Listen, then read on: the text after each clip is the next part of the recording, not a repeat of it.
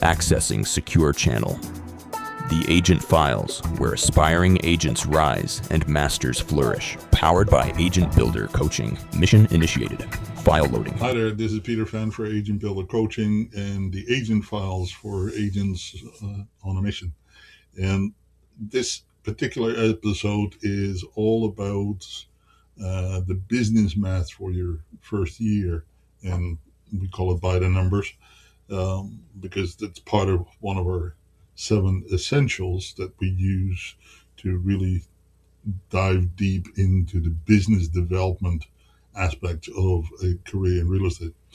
And by the numbers talks about both financial numbers, but also statistical numbers and what have you. So in previous episodes, we've talked about business planning and business development. And in other series, like the Aspiring Agent series, we talk about numbers in the more conceptual things. Here, we're starting to get real in the sense as to what does it actually take to get to activities, energy, interactions, conversations, lead generation, and obviously transactions, and therefore revenue and expenses to some degree, but revenue in particular. Because there's very distinct correlations, connections that you can track, that you can measure. Not all averages work across the country, across provinces, or even locally, because it really depends on what type of business that you focus on. Yeah, in various locations throughout the province, throughout the country, of course, average prices are dramatically different, right? Even locally, prices can be dramatically different and therefore have somewhat of a significant impact on your income per transaction. So that's something to think about in the context of, really starting to dive deep into the numbers of the business and particularly what you need to do. So again, this is, an episode specifically addressing, your first year type math, and is therefore directly geared towards those people that are either just starting in real estate or have passed the exam and trying to figure out what the numbers are going to look like. Excuse me. Now, Peter Drucker said it really good. What gets measured gets improved. If you don't measure your numbers, and by the way, there's quite a few people that don't. For whatever reason, they have an aversion to keeping an eye on what their numbers are supposed to be and what they're actually doing. There are actually some reasons for that, and some of them make sense, some of them don't. But you have to start with something and have at least a general and principled understanding of what numbers mean in this business. So that's what we're going to dive into. So why do they matter? Well, strangely enough, real estate is actually a numbers game in the sense of generating business and generating results. Results, not always money, but results being transactions. So knowing your numbers can therefore establish better and clear expectations as to, hey, if I do X number of transactions, I can realistically expect an income range between X and Y because of your local averages. And it can therefore also prevent some financial surprises or can predict them in the sense that, hey, I'm not hitting my targets, therefore I need to do certain things. And again, targets don't always mean financial targets. Because one of the things that we just absolutely need to talk about is that there is this distinct connection between the number of interactions you have with people and with however many people, and ultimately with your income. If you never talk to anybody, how can you expect to do any real estate transaction. It's as simple as that. So if you're magically waiting for people to connect with you because you happen to have received your real estate license, that's not only unlikely, it's just an expectation that is just not realistic. So, with that in mind, we can establish some kind of correlation between the number of activities, the number of interactions that you have on a consistent basis with the target audience, and financial results.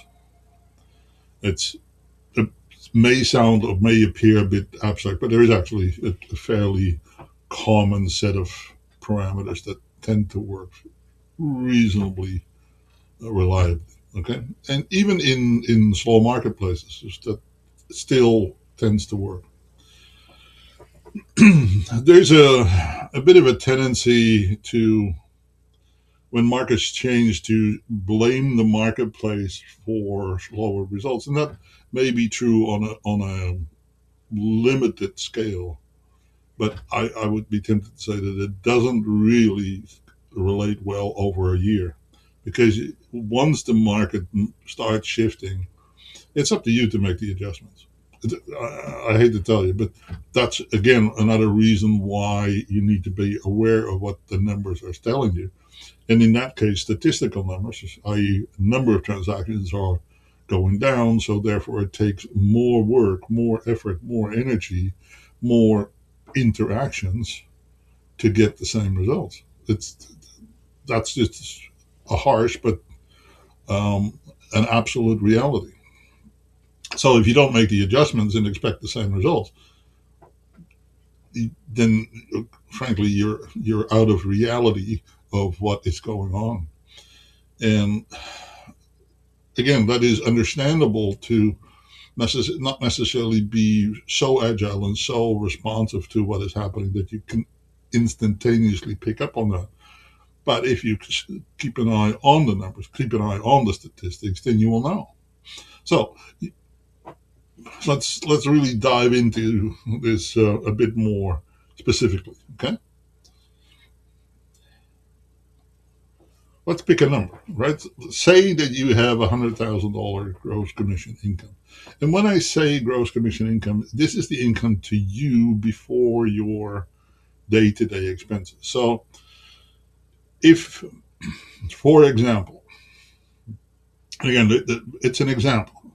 Say that you had a gross commission average, gross commission average of $10,000 per transaction, and you were on an 80-20 split with your company, right? So 20% of what your gross is goes to the company to pay for their overhead, their expenses, and the services that they provide you with. You are left with $8,000. To me, that is my gross commission. It's not your net commission because you have operating expenses that come off that. Right? So, but that would be considered your gross commission. Okay. So if that is your average in your community, and I'm not going to say that that's a good average or a bad average, but it is somewhere ballparky, not entirely out of line in most parts of British Columbia, but not necessarily in the lower mainland, because the average prices are just a tad higher there, making the average gross commission is a bit over $10,000 gross average, right? There are definitely significantly higher commissions, but if you use a number of somewhere around $10,000, you're not entirely, out of line, but check with your area, right? And um, again, there's no absolutes anywhere in this business, but it tends to be that newer agents tend to sell in the lower price ranges. Don't ask me why that is exactly, but that tends to be a fairly common occurrence. Is there anybody telling you that you can only sell lower priced properties when you're in the marketplace? No, nobody is, but it just tends to show up that way. Okay.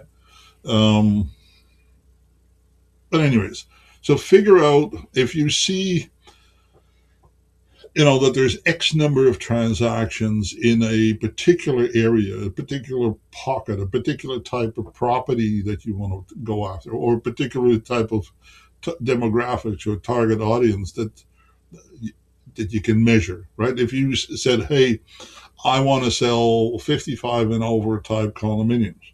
Okay, now that's a market segment that relates to also a property type, because there aren't only so many buildings, so many complexes that have 55 and over type um, age restrictions. There's not many actually left. Many of them have taken out that stipulation, mainly because of the Residential Tenancy Act. If they allow any kind of tenancy, they can't have an age restriction in them. So that's part of it. But the 55 and over is still there's communities that are based on that. Or if you specifically want to target single family homes in a certain area, okay, then figure out what the average sale price in that area is.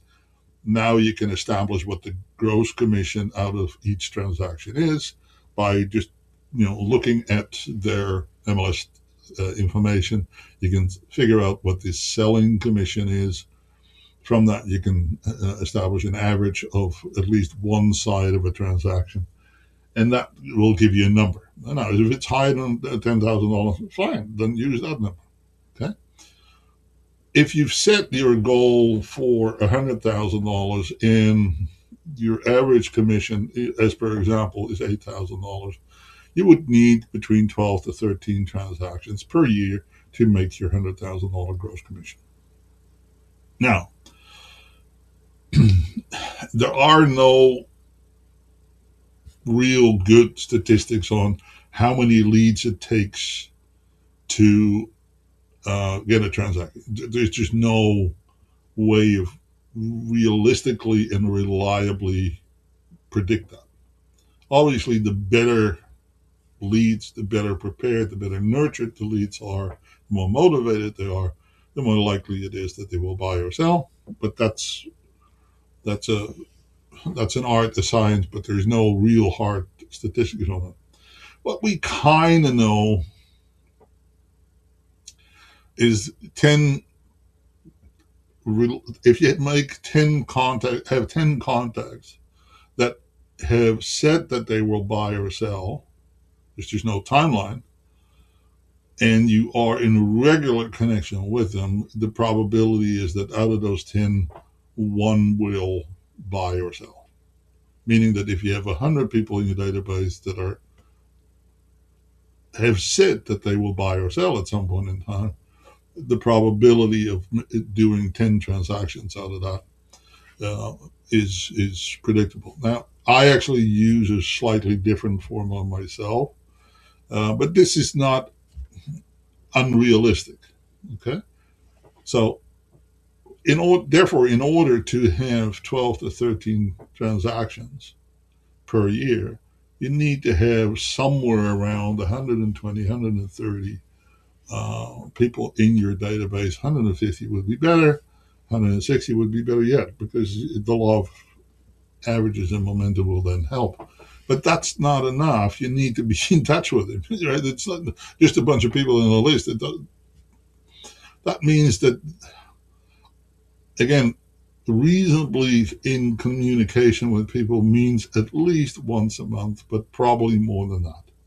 Right? Particularly if they become more serious about buying, because now they're going on tours. They want to see houses. They want to prepare their home for sale. Depending on whether a buyer or a seller. So your interactions will start becoming more and more intensified as the timeline to a decision becomes shorter and shorter. I.e., the sooner they will buy or sell, the more interactions you will have, and the more specific they will become, meaning that there is a fair amount of pressure on your time. Again, keep in mind, every real estate transaction, we've talked about this before in another section about numbers, every real estate transaction will have anywhere between 150 to 250, something even more, tasks and responsibilities attached to it. Meaning that there's going to be a fair amount of pressure on your time. My voice is not as strong as it used to be. Largely to do with not drinking now. But anyway, so I apologize. We'll try to cut this out. The whole idea around this interaction, therefore, comes down to time management. Right? Because A, you need to keep adding people to your list, and B, you need to stay in touch with the people that are on your list already. Right? So, again, these 150 thereabouts contacts need somewhere between 12 to 30 interactions with you on an annual basis. So let's say it's 30 and you've got 150 people in your database, right? That's 4,500 interactions. Okay, I'm just giving you a bit of a sense of how much time can get involved in making sure that you hit your numbers. Now, some of that can be automated, but a good amount of that set of interactions will have to be you personally being in touch with people. And there is honestly very little substitute to that. If you become too distant, too remote, too aloof, there's no loyalty. And therefore, your actual conversion ratio will go dramatically down. Okay. So that's where your daily habits become really important. Now, in your first year, the conversion from suspect to prospect to actual buyer or seller with you is actually lower because, again, people are not necessarily recognizing you as their realtor yet. That takes time. And so initially, that conversion of whoever is going to buy or sell to actually buy and sell with you is less successful than it would be 2 or 3 or 4 years down the road. That's unfortunate, but it is a reality. Okay. So in that first year, typically your sales are going to be a little bit slower if you did exactly the same things than you would do in year 2 or 3. You're over a relatively short period of time, your conversions will actually become stronger, more predictable, more reliable. Mainly because the consumer is more and more and more kind of aware and established with you being their real estate person. Okay, that unfortunately there is no magic one. Now, can you force feed it? Yeah, you can if you have a lot of money. I mean, if you want to spend a significant amount of money in pay-per-click type advertising or other forms of aggressive marketing, then you can sometimes generate some business leads that you would otherwise not get. I'll give you one example, and I have used it in the past, so I don't know if I've mentioned it in a previous series, but I remember a fellow in Maple Ridge when I started, and he started more or less at the same time, and he had decided to go into real estate after an employment accident that he had in a different employment situation and needed to kind of retrain, and he chose real estate. So he had an amount of money in the bank that he said, I'm going to allocate to establish myself in real estate. And he was really on purpose, read the numbers really well, understood how he could make a real impact relatively quickly. So what he did, he took his settlement money, or a significant component of the settlement money, talked to a developer and bought himself into a development, i.e. he became now a partner with the developer. And he basically asked for 2 things in return. A, he wanted a reasonable return on his investment into the development, and he wanted the listings. Right? And In doing so, he literally, in his first month or month and a half or 2 months in the business, he ended up with 48 brand new suite listings in a marketplace that at that point in time was pretty aggressive. So, yes, he got his return on investment. Plus, he's got 48 listings. Those 48 listings ended up resulting in somewhere around 225, 230 transactions over a period of years. Because what happened is that obviously, particularly in those days, people kind of moved themselves up into the real estate marketplace, right? From starter home to better home, and then sometimes into a retirement home as far as the downsizing style. So he ended up with quite a few inquiries that he was able to convert into listings, even though they may not have bought into the development that he was selling. So he was very, very efficient and very productive in that, and he did extremely well. And pretty much it launched his career in a way that very few other people have done so in the business. Now, it was very smart, and unfortunately, we don't all have that opportunity. But he saw it, he had the opportunity, and he took it. So, from every aspect, that was a very smart business decision. Now, again, if you have a niche, a marketplace, a sphere of influence that gives you additional opportunities, then obviously you want to optimize those.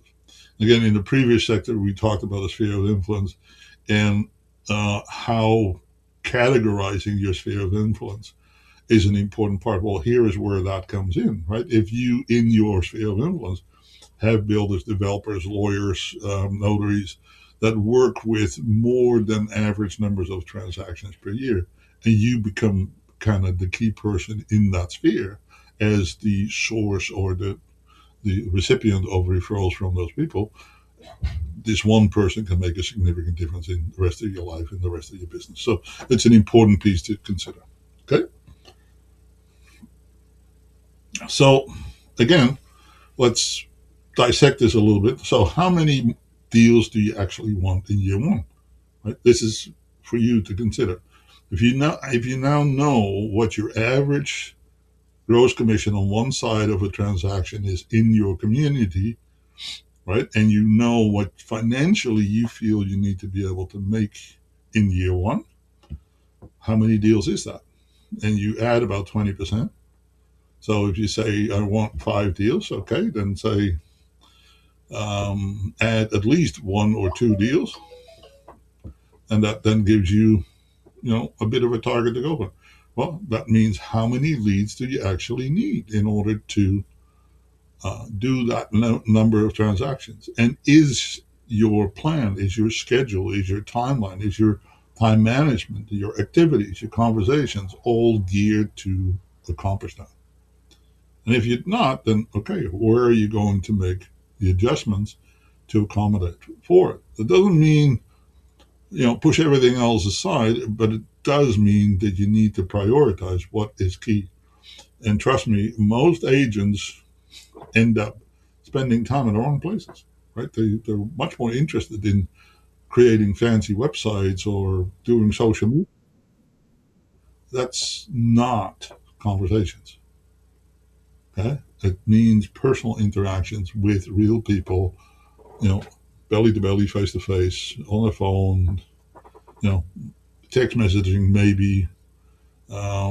But social media is not the same level of interaction. It just isn't. There's just the conversion from social media to actual transaction is significantly lower than anything that is real.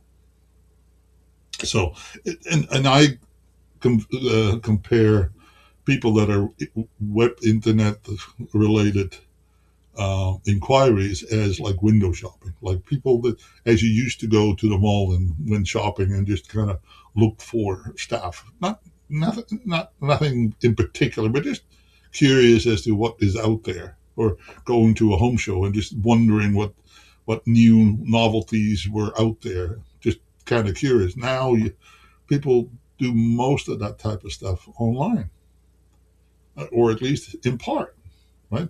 If I need a new tool, I first go online. Does it actually exist, and who has it? Okay, then I might go to the store, or I might just order it online. Right? So people have changed and shifted. But so inquiries online don't necessarily all convert into real buyers and real sellers. They can, but it tends to be a very early stage of that inquiry, and it can be as much as a year. Okay, but wherever your conversations are, keep track on them, and keep note on them, and always think about what's next, what comes next in the conversation, what is next in the relationship, and it's in many cases it may take years before you actually get to the topic of real estate with those people. Right? It's all about relationships.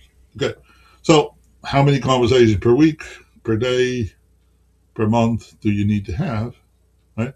So you literally reverse engineer from, okay, it's 10 transactions. I need between 100, 150 people to talk to. I need to have 30 some odd conversations with them over a year.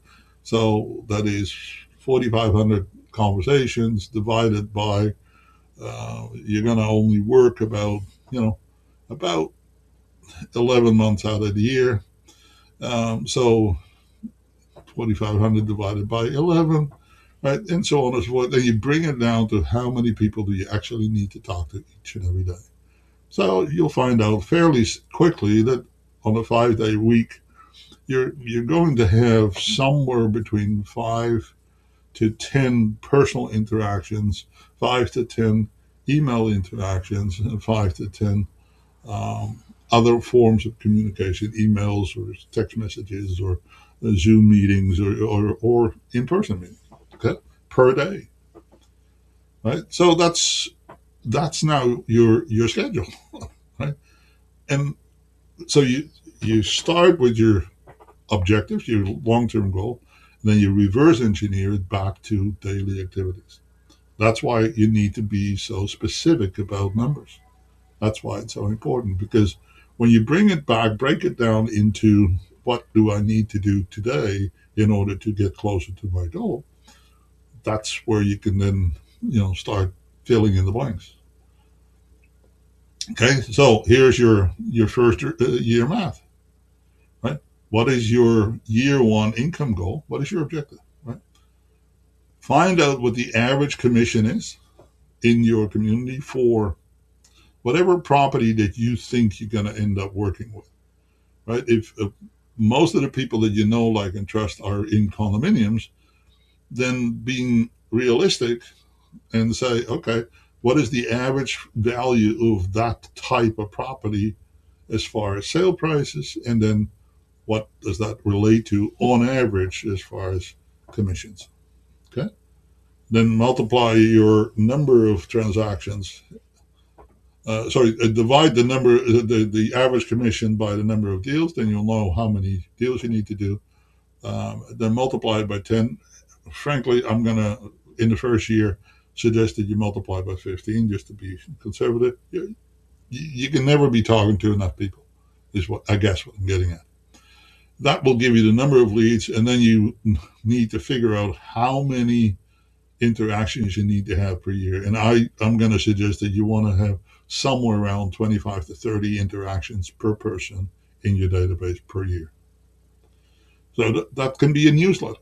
It could be a monthly market update, but it also involves you personally reaching out, phone calls, pop-bys, events, Zoom meetings, some form of interaction, right? Upwards to about 30 per year. Now, if you do a newsletter, that's 12, right? If you do a market update monthly, that's 24. So now you're down to 6 interactions that are personal. You understand what I'm getting at, right? This is actually relatively straightforward math, but it is also critically important that you can't actually succeed without reaching out to people. It's just sitting back and waiting and hoping for things to happen to come to you is not how real estate people tend to succeed. Okay. unless you have everybody else do it for you, and then you're going to spend insane amounts of money in order to get that done. Okay, it's still it'd be expensive to run your business, but you can keep it under control if you follow this model. Okay, here's a summary. Success is very predictable. It's very predictable, right? So if you work the numbers, if you understand the statistics, what is happening, and you see things slow down, then okay, increase the numbers. Prioritize your list. Go back to your sphere of influence and say, okay, who are my top people that have either given me referrals in the past or have said at some point in time or another, if the opportunity shows up, I'll send you a referral. Okay, then maybe now is the time to say, is there anybody that you know that has a need? Right? You can't do this 20 times, but you can do it once in a while. So, what does your business plan say? And hit your daily numbers. Right? So, consistency in conversation is actually a bit of a cheesy line, but it actually is true. Consistency in conversation results in closings, i.e., paychecks. It's not the sheer volume per person, but it is definitely the consistency of it. Because if they do not hear from you, if they don't see you, if they don't, you know, interact with you, then how are they going to remember you? Right? It's just as simple as that, unfortunately. So again, here's some action items. Define your year one income goal. Try to figure out what that means as far as transactions, and then calculate how many conversations per week, and you break it down per day. We've talked about time management before, but it'll touch on it just one more time. If you work on the premise of time blocking, one of the ways that you can, really make this a lot simpler is by looking at your calendar and schedule your personal time first, right? If you say, hey, my evenings are mine, okay, book it. Just make it an appointment. My evenings are now booked, right? 6 o'clock onwards, I'm not available, period. I have an appointment. You have an appointment with your family, and that's a perfectly legitimate appointment. And I would say it's one of the top priority appointments. Okay. Then anything else, your sports, your whatever it is that is top priority to you, you book it in. Okay. You just make it an appointment. Now, what is left now is business time, right? And so if you kind of set it up by the premise of 5 days a week, then you're somewhat in balance, right? It can still go out of whack once in a while because nothing is black and white, but you've booked at least these significant time slots in the right order as far as prioritizing your personal life over your work time, and that trust me, your family will appreciate it, and particularly if you involve them and engage them in the conversation around this. So what you'll find that having prospecting time, i.e., conversation time, interaction time with people that are not necessarily ready to buy or sell in the morning is not a bad way of using your time. It gets it out of the way, and it typically leaves you somewhat energized. And for most people, they have higher levels of energy in the morning. Most people, not all people, but most. Then your afternoons, and if you do decide to work evenings, your early evenings can be allocated towards meeting people, person to person. Trying to mix your sphere of influence marketing side with the actual interaction with people that are ready to buy and sell, doing tours, doing listing presentations, price reductions, all of that business stuff, the actual money generating activities. Probably early afternoons, later afternoons is best. Early evenings can work, but tends to then creep into personal time really, really quickly. So if you can put a handle on it, then just consider yourself a professional, like a lawyer, a notary, financial planner, insurance people. You don't find too many lawyers working at night. You don't find too many notaries working at night. And by the way, they do make appointments, and so should you, right? It, it's a bit off track, but I'll say it here. Because you're starting your business, right? Keep this in mind. This is your business, so somebody's going to be in control of your business. Now, I'm all for customer service. Don't get me wrong. I'm not suggesting provide shoddy customer service, but you need to be in control of your business. That means you get to set the schedule. You get to set the appointments. You get to set the timelines that you're available or not available. This is a very important psychological part, actually. I see a number of agents that are struggling with taking control of their own business because they're being told by the consumer the house wins where, what, and what is all happening in the transaction. Now, that's kind of, I mean, nobody would go into a lawyer and say, well, this is how I want you to lawyer me, right? No, the lawyer is going to say, this is how it's going to happen. If you go into your doctor's office, the doctor is going to tell you, well okay, here's what I'm going to do. I'm going to ask you a bunch of questions, and then I'm going to, evaluate and assess and test, and then we're going to come up with a diagnosis, and then we're going to find ways to treat it. That's how it's going to be, their way. It's not going to be somebody else's way. Why? Because the process, the protocol, the quality of the service delivery is largely dependent upon a set of sequences that need to happen in order to make sure that all the I's are dotted and all the T's are crossed. Well, you need to take the same approach in your business because it is your business. Now, can you be somewhat flexible in that? Yes, but I'm saying it with some trepidation, right? Because it still needs to come to your model.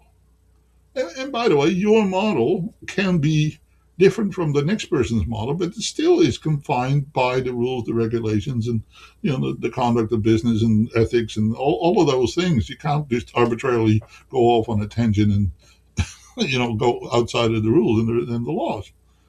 But within that, there's a great deal of flexibility that allows you to put your own mark, your own stamp on it, and add valuable services and resources and supports to it that will make you stand out and therefore, generate more referral business.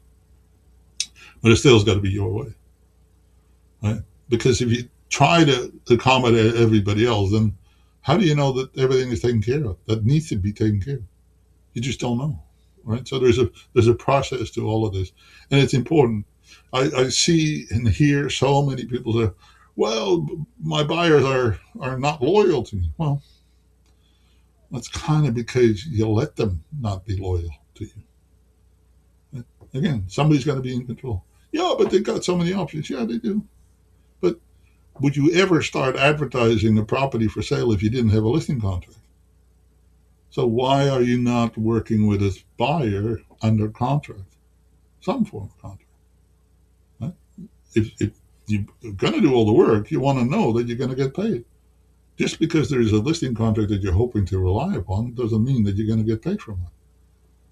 Right? That's because the buyer can literally go anywhere if they're not under contract.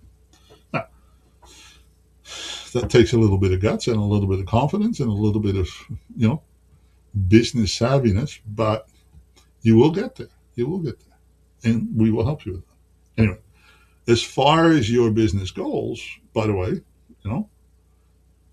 good boundaries, good fences, make good neighbors. Well, in business, your business model becomes kind of your set of fences, right? Your set of parameters under which you work. And it will save you a lot of time if you have good parameters. Okay. Again, we're going to talk about this same book as far as reading suggestions, the Millionaire Real Estate Agent book. We actually spend a lot of time on business planning and working by the numbers. So if you have not received our business plan, reach out to me. We have copies of it that we gladly share with you. They're free. And it will give you a framework. It's not ironclad. It doesn't have to be 100% completed, but it will give you a framework as to the parameters under which you should create your business plan. And this is a lifetime business plan. It's not just a business plan for 1 year. I'm not really a big believer in 1 year business plans. Okay, to me, you start with the end in mind and then engineer backwards. But we've covered that in the business plan section. We'll talk about it some more as we progress. As a new person and starting or soon to start in the business, you having a clear understanding of this part of the business of real estate. This may very well be the first time that you've ever heard any of this stuff. But people that have been in the real estate business for a little while, they understand that, hey, this is very much part of, the numbers game of the business. And so this may have been a bit of a rude awakening. I hope I didn't scare you too much. But the realities of this is that it's actually a whole lot easier once you get into a rhythm, into a momentum building kind of set of relationships. And from that, business will flow relatively quickly. So read these books. The 12-week year is a really good book as well. And Fanatical Prospecting by Jeb Blount is an excellent resource as well. But it is on the prospecting side of things. So it's more about, hey, the conversations, the new relationships to build. And I'm getting more and more engaged in a business model that is based on relationships. Relationships happen, right? Prospecting is an activity that is transactional. Relationships are much more based on a long-term interaction and engagement with people. And to me, the long-term relationship is more advantageous. I don't say that it's perfect, but it makes it a whole lot less stressful, and it's a whole lot less focused on the sales part of things, the instantaneous part of things. And in most real estate transactions, that incubation time, the time from suspect to prospect to lead to buyer or seller to contract and an actual paycheck, is somewhere between 6 months and a year.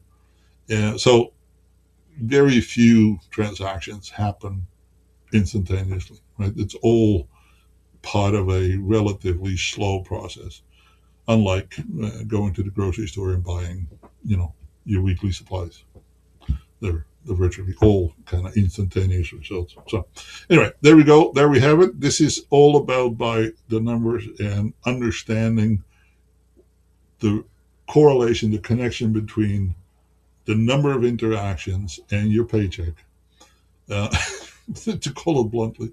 And it's such an important part of the business. We don't often talk about it, frankly, not enough, but it is a really key part. And as you're getting ready for the business, I hope this section helps you a lot.